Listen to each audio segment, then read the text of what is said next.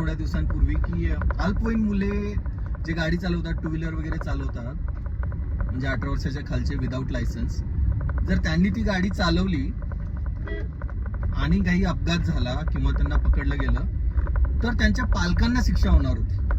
मी का सांगतो तुम्हाला लक्षात आलं असेल, त्यांच्या पालकांना शिक्षा होणार होती. लक्षात घ्या.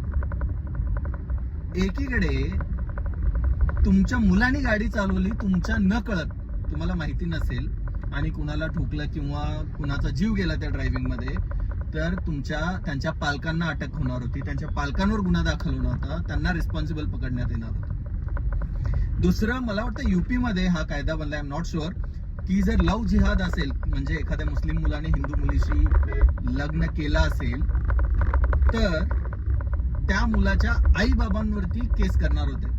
हा एक नवीन कायदा आलाय किंवा येणार असेल.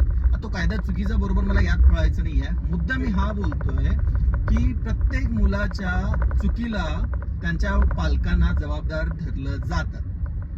छोट्या मोठ्या चुकीला कंपॅरेटिव्हली मी म्हणतोय.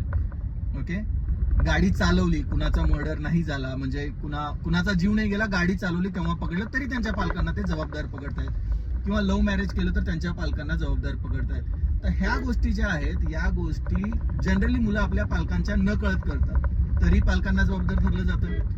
आणि इकडे एका नेत्याचा मुलगा 1800 कोटीचा भूखंड विकत घेतोय त्याच्या कंपनी कडून, आणि त्याच्या वडिलांना हे माहिती नाही, आणि त्याचे वडील या राज्याचे उपमुख्यमंत्री आहेत आणि सरळ सरळ सांगतायत की मला याबद्दल माहिती नव्हती, आणि त्यांना कुणीही जबाबदार धरत नाही. लोकशाही म्हणून आपण कुठे चाललोय मला कळत नाहीये. आपण संपलोय असं मला वाटतंय.